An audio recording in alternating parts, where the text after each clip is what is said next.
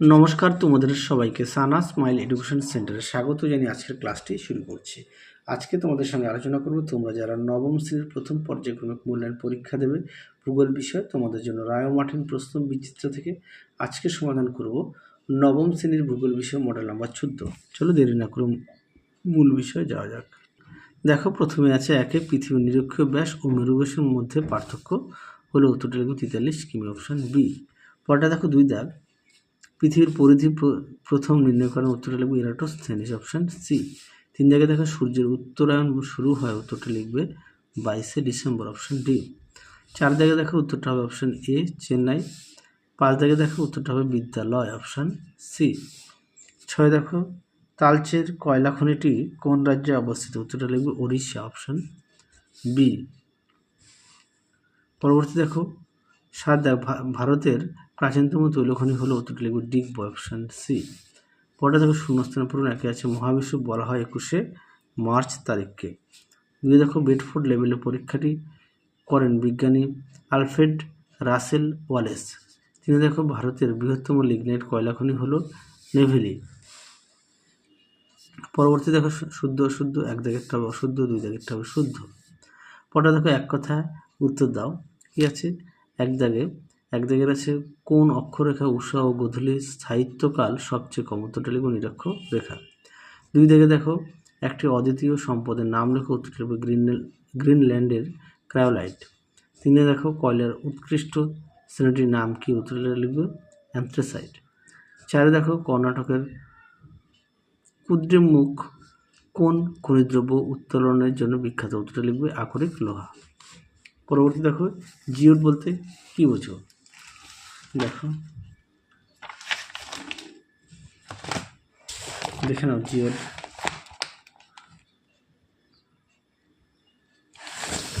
পরবর্তী প্রশ্ন দেখো কি আছে,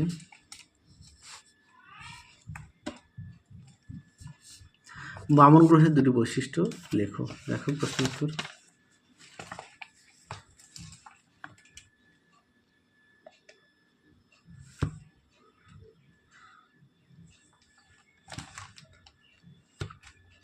আচ্ছা, পরবর্তী প্রশ্ন দেখো, এই প্রশ্নটা আগের মডেলে দেখানো আছে, একটু দেখে নিও। পরটা দেখো রবিমার্ক কি,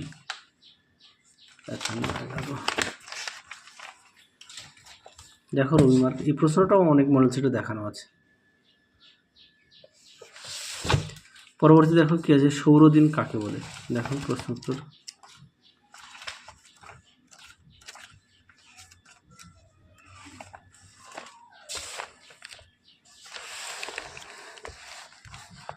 দেখো সৌরদিন কি।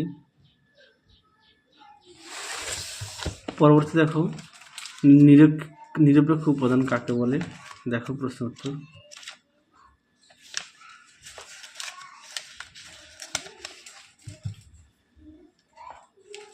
দেখো উত্তরটি, এখান থেকে এই অবধি লিখবে।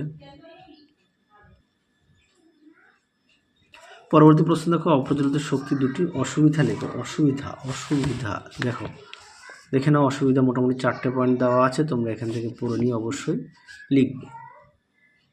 পরবর্তী প্রশ্ন দেখো 10-এর 1 দাগের প্রশ্নটা অনেক মডেল সেটে দেখানো আছে, জিপিএসের ব্যবহারটাও দেখানো আছে, তোমরা দেখে নিও, কারণ একই প্রশ্ন বারবার আসছে তো সেই কারণে দেখালাম না। এই প্রশ্নটাও দেখানো আছে, তাও তোমাদের দেখিয়ে দিই। হ্যাঁ, তাও তোমাদের একটু দেখিয়ে দিই। দেখো অবশ্যই অনুসর দেখে নাও, অনুসরের আর বাকি অংশটুকু তোমাদের দেখাই, দেখে নাও। এই প্রশ্নগুলো এটাই তোমাদের শেষ মডেল সেট, যেই কারণে বেশিরভাগ কোশ্চেনের সব রিপিট আসছে। পরেরটা দেখো, এই প্রশ্নটা দেখাই অথবা দিয়ে, দেখে নাও প্রশ্নটি। দেখো উত্তরটি তোমরা দেখে নাও।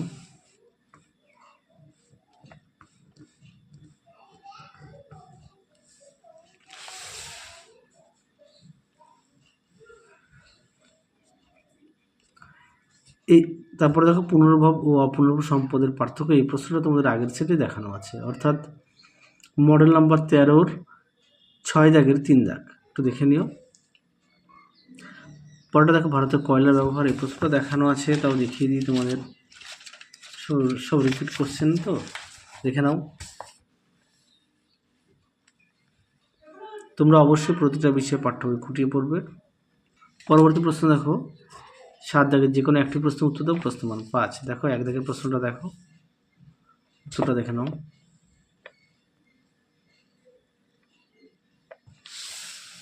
দেখো উত্তর।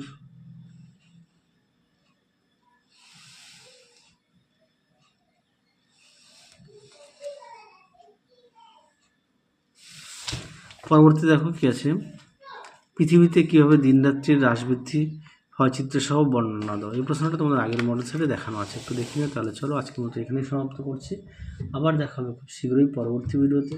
তোমরা সবাই সুস্থ থেকো, ভালো থেকো। আজকের মতো টাটা।